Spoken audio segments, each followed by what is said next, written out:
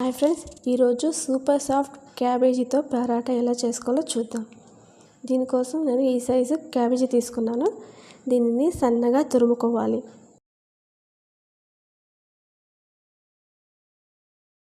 ఇలా తురుముకున్న క్యాబేజీని పక్కన పెట్టుకొని పొయ్యి మీద కడాయి వేడి చేసి అందులో 2 to 3 టేబుల్ స్పూన్ ఆయిల్ వేసుకోవాలి. అందులోనే కొద్దిగా జీలకర్ర, అలాగే కొద్దిగా పసుపు, అర చెంచా కారం వేసుకొని ఇందులోనే మనం తురుము పెట్టుకున్న క్యాబేజీ ఉంది కదా, దాన్ని వేసేసుకుందాం.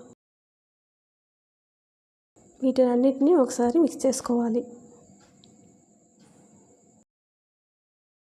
తర్వాత ఇందులో ఒక అర చెంచా ధనియా పౌడరు, అలాగే ఒక పావు టేబుల్ స్పూన్ జీలకర్ర పౌడరు వేసుకొని ఒకసారి కలుపుకోవాలి. ఇది ఒక 2-3 నిమిషాలు ఇలాగా వేయించుకుంటే సరిపోతుంది. ఇందులోనే రుచికి తగినంత సాల్ట్ కూడా వేసుకుందాం. మరీ ఓవర్ కుక్ చేయాల్సిన అవసరం లేదండి. కొద్దిగా 2 to 3 మినిట్స్ ఫ్రై చేసుకుంటే సరిపోతుంది. తర్వాత ఒక మిక్సింగ్ బౌల్ తీసుకొని అందులో 2 కప్పుల గోధుమ పిండిని తీసుకుంటున్నాను. ఇప్పుడు ఇందులోనే మనం ఫ్రై చేసి పెట్టుకున్న క్యాబేజీని వేసుకోవాలి.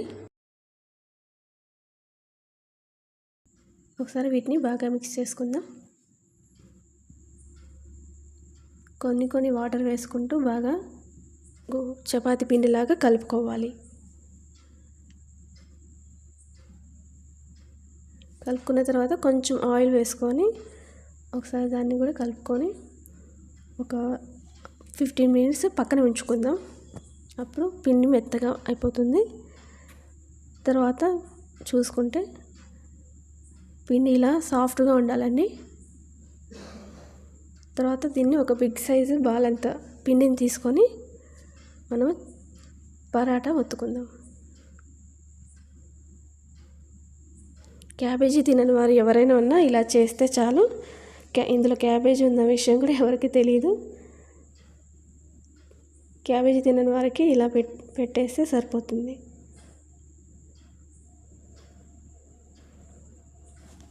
పెనం వేడి చేసుకొని తర్వాత దీన్ని పెనం మీద వేసుకొని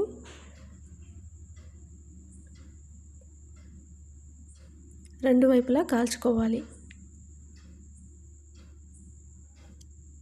ఈ పరాటా సూపర్ సాఫ్ట్గా ఉంటుంది. చాలా బాగుంటుంది. కొద్దిగా ఆయిల్ వేసుకొని అటు ఇటు కాల్చుకోవడమే. ఈ క్యాబేజీ పరాటాలకి ఎలాంటి కర్రీ కానీ ఏమీ అవసరం లేదండి. ఇలాగే తినేసేయచ్చు.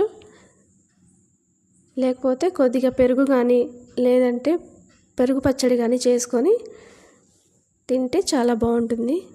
ఈ పరాటాలు ఎంత సాఫ్ట్గా ఉంటాయంటే లంచ్ బాక్స్లో పెట్టినా కూడా మధ్యాహ్నం వరకు అలాగే సాఫ్ట్గా ఉంటాయి.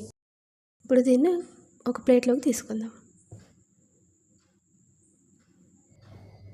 Super soft cabbage paratha ready అయిపోయాయి. దీనిలోకి ఎలాంటి కర్రీ అవసరం లేదు. పెరుగుతో తినేస్తే సరిపోతుంది. Thank you for watching.